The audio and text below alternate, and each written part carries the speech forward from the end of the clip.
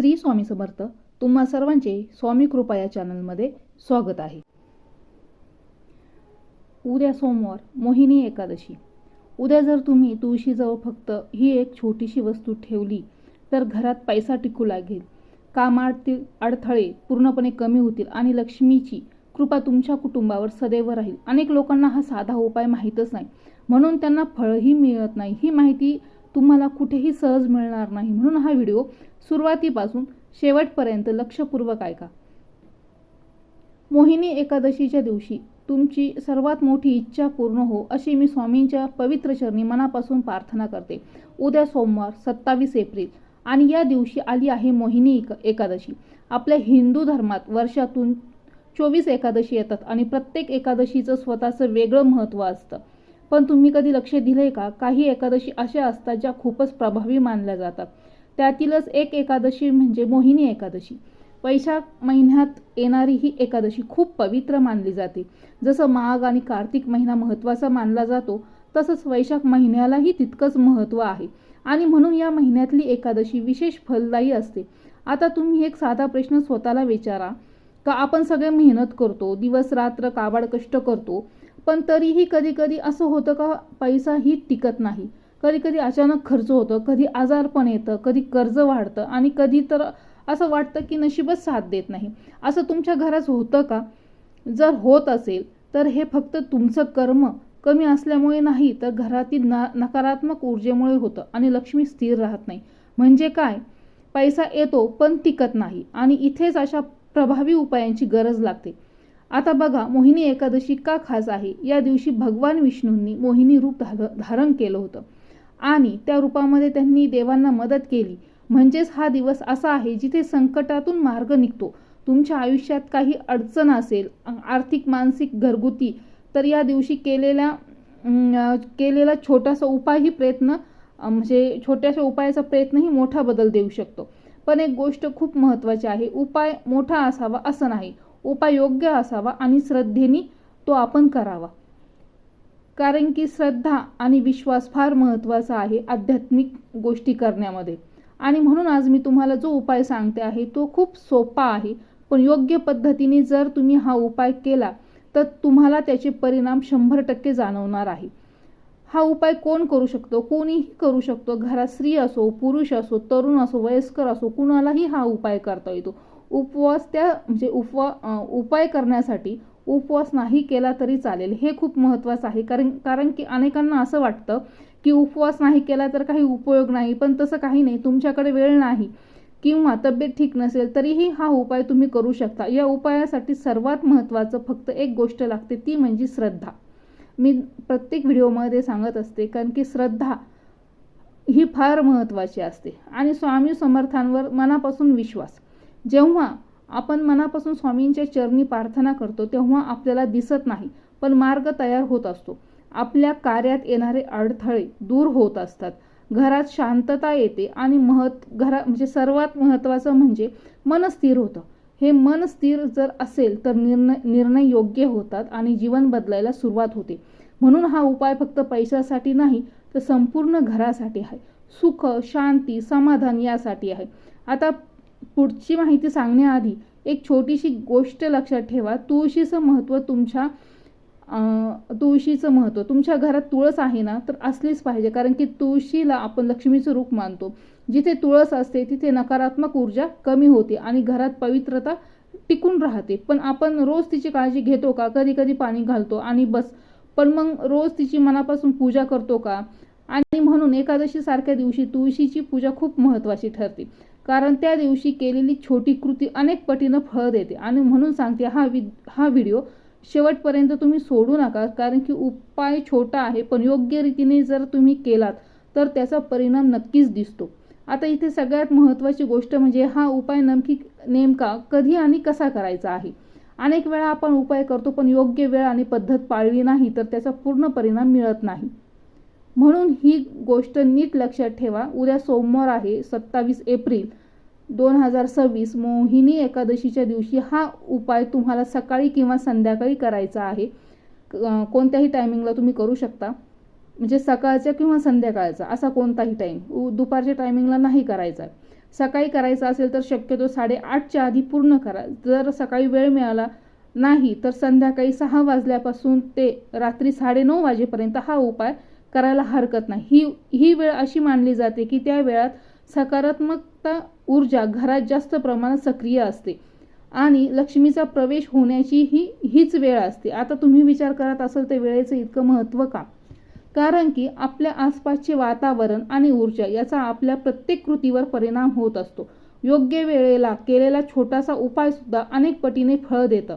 म्हणून वेळ पाळणं इथं खूप गरजेचं आहे. पण एक गोष्ट लक्षात ठेवा, वेळ पाळताना मनामध्ये घाई करायची नाहीये आणि मनामध्ये ताण ठेवायचा नाहीये. अगदी शांतपणे स्थिर मनानं हा उपाय करायचा आहे.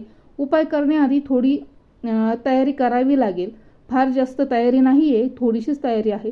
उपाय जर सकाळी करणार असाल तर लवकर उठा, स्वच्छ आंघोळ करा. शक्य असेल तर आंघोळीच्या पाण्यात थोडंसं गंगाजल टाका. नसल्यास साधं पाणी चालेल. पण मन शुद्ध असणं जास्त महत्त्वाचं आहे.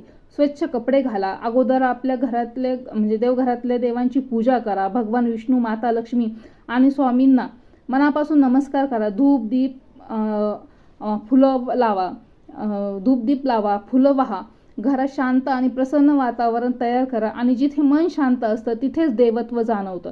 जर संध्याकाळी हा उपाय करणार असाल तर सर्वप्रथम देवघरात दिवा लावा.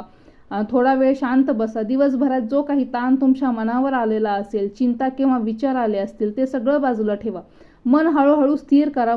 मगच पुढे या उपायाला सुरुवात करा. कारण की हा उपाय फक्त कृती नाही तर एक भावना आहे. जितक्या मनापासून कराल तितका जास्त परिणाम तुम्हाला जाणवेल. आता मुख्य तयारीकडे येऊया. तुम्हाला एक छोटी मातीची पंती घ्यायची आहे. शक्य असेल तर नवीन घ्या, नाही तर स्वच्छ धुतलेली. दिवाळीच्या वेळेस आपण ज्या घरामध्ये बाजूला ठेवतो त्या पंत्या, जुनी पंती पण चालेल. त्यात कापसाची वात ठेवायची आहे आणि शक्य असेल तर शुद्ध गाईचं तूप वापरा. तूप नसेल तर तेलही चालेल, पण तूप अधिक शुभ मानलं जातं. हा दिवा लावण्यासाठी तुम्ही एक ताट घ्या आणि त्या ताटात ही पंती ठेवा. त्या ताटामध्ये थोडं हळदी कुंकू आणि अक्षता तुम्हाला व्हायची आहे. फुलं असतील तर तीही व्हायची आहे. त्यानंतर 2 लवंगा घ्या.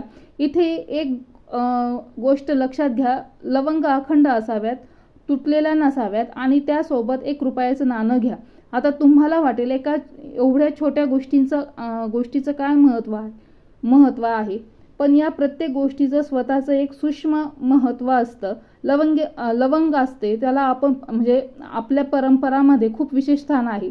लवंग ही वातावरण शुद्ध करत असते आणि माता लक्ष्मीला आकर्षित करणारी मानली जाते. म्हणून अनेक पूजा आणि उपायांमध्ये लवंग वापरली जाते. आणि नाणं म्हणजे धनाचं प्रतीक आहे. आपण जे काही करतोय ते धन स्थिर राहण्यासाठी, वाढण्यासाठी करतोय. म्हणून नाण्याचा समावेश केला जातो. आता त्या 2 लवंगा आणि नाण्यावर हळद लावा. पिवळा रंग हा लक्ष्मीचा मानला जातो. त्यामुळे या वस्तूंना पिवळा रंग देणं म्हणजे त्या ऊर्जेला जागृत करणं असं मानलं जातं. हे सगळं करताना मनात शुद्ध भावना ठेवा. घाई गडबडीत काहीही करू नका. हे सगळं तयार झाल्यावर तुम्ही तुळशीपाशी जा. तुळशीपाशी जाताना मनात नम्रता ठेवा. कारण तुळस ही एक फक्त झाड नाही तर ती आपल्या घरातील एक पवित्र ऊर्जा आहे. तुळशीजवळ गेल्यावर सर्वप्रथम तो दिवा आहे, ती पंती आहे, ती प्रज्वलित करा. दिवा लावताना त्याची वात उत्तरेकडे राहील याची काळजी घ्या. ही दिशा समृद्धीशी मानली जाते. यानंतर तुळशीला हळदी कुंकू आणि अक्षता अर्पण करा. फुलं असतील तर तीही अर्पण करा. मग धूप किंवा अगरबत्तीने तुळशीला ओवाळा. वातावरण शांत आणि प्रसन्न ठेवा. या सगळ्या कृती करताना एक गोष्ट लक्षात ठेवा, तुम्ही काहीतरी मागण्यासाठी नाही तर कृतज्ञतेने हे सगळं करत आहात. ही भावना खूप महत्त्वाची आहे. यानंतर तिथेच शांतपणे बसा. तुमच्या उजव्या हातात त्या 2 लवंग आणि नाणं घ्या आणि डोळे मिटा आणि तुमच्या मनामध्ये ओम नमो भगवते वासुदेवाय नमः हा मंत्र जपायला सुरुवात करा. किमान 11 वेळा तरी हा मंत्र जप करायचा आहे. जप करताना मन इकडे तिकडे किंवा म्हणजे सकाळपासून ज्या गोष्टी झाल्या त्याचा विचार मनामध्ये येऊ देऊ नका. जरी विचार आले तरी परत मंत्रावर लक्ष द्या. हळूहळू तुम्हाला जाणवेल की मन शांत होत आहे. आतून एक स्थिरता येते आहे. हीच ती अवस्था आहे जिथे प्रार्थना परिणामकारक होते. जेव्हा मन शांत आणि एकाग्र असतं तेव्हा केलेली प्रत्येक प्रार्थना अधिक शक्तिशाली बनते आणि इथे स्वामी समर्थांची कृपा जाणवायला लागते. आपल्याला कदाचित लगेच जाणवत नाही, पण आतून काहीतरी बदल व्हायला सुरुवात होते. आता मंत्र जप पूर्ण झाल्यानंतर पुढची पायरी म्हणजे जी पुढची स्टेप आहे ती महत्त्वाची आहे. तुम्ही ज्या 2 लवंगा आणि 1 रुपयाचं नाणं हातात घेतलं आहे त्या वस्तू तुम्हाला तुळशीच्या मुळाजवळ ठेवायच्या आहेत. लक्षात घ्या, तुळशीच्या मुळाजवळ ठेवायच्या आहे. आणि इथे एक छोटीशी काळजी घ्यायची आहे. एकादशीच्या दिवशी तुळशीला थेट स्पर्श करायचा नसतो, त्यामुळे त्या वस्तू ठेवताना तुळशीला हात लागू देऊ नका. अगदी हलक्या हाताने आदराने तुळशीच्या मुळाजवळ ठेवायचं आहे. आणि ही कृती करताना मनात एक भावना ठेवा की तुमच्या घरातली अडचण, आर्थिक समस्या, कर्ज, पाणी हे सगळं तुम्ही त्या ठिकाणी ठेवत आहात आणि आता ते सगळं हळूहळू दूर होणार आहे. अनेकांना इथेच फरक जाणवतो, कारण की आपण फक्त कृती नाही करत तर मनानेही त्या गोष्टी सोडत असतो. यानंतर तिथेच थोड्या वेळ शांत बसा, घाई करू नका. मग उठून तुळशीला प्रदक्षिणा करायला सुरुवात करा. एकूण 11 प्रदक्षिणा करायच्या आहेत. प्रत्येक प्रदक्षिणा करताना ओम नमो भगवते वासुदेवाय नमः हा मंत्र म्हणत किंवा हलक्या आवाजात म्हणत राहा. चालताना घाई करू नका. शांतपणे स्थिर पावलांनी फेरी घ्यायची आहे, प्रदक्षिणा मारायची आहे. मग काय होतं, मन अजून शांत होत जातं.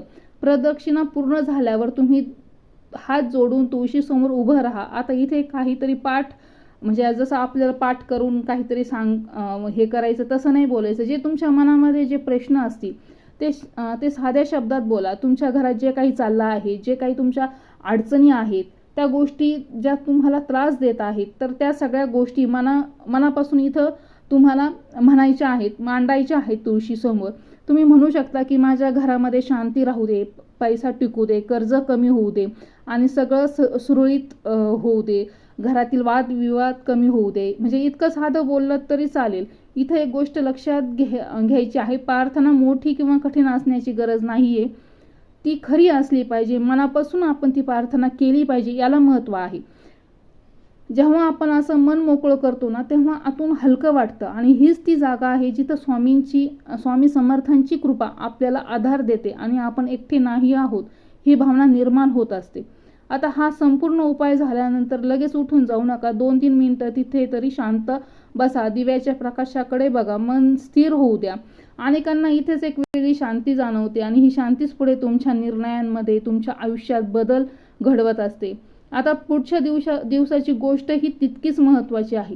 दुसऱ्या दिवशी काय करायचं आहे ते सकाळी उठल्यानंतर त्या 2 लवंगा आणि नाणं तुम्हाला तुळशीच्या मातीमध्ये हलकंसं आतमध्ये दाबून ठेवायचं आहे. हलकंसं दाबायचं आहे, कारण की तुळशीची माती ओली असते, ती पटकन थोडंसं दाब जरी पडला तरी ते आतमध्ये जाणार आहे, मातीमध्ये जाणार आहेत.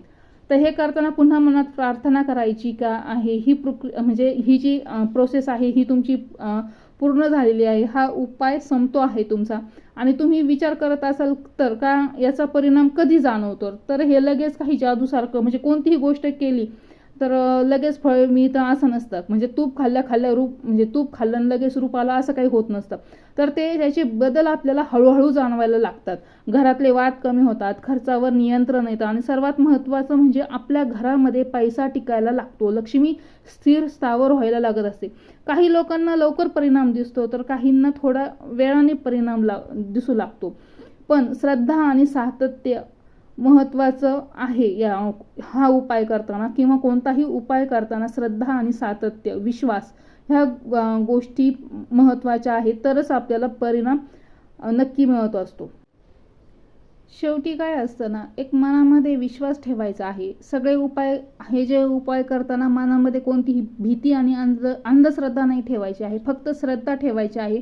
स्वामी समर्थांवर, देवावर पूर्णपणे विश्वास ठेवायचा आहे. जे काही होईल ते चांगल्यासाठीच होणार आहे ही भावना ठेवा.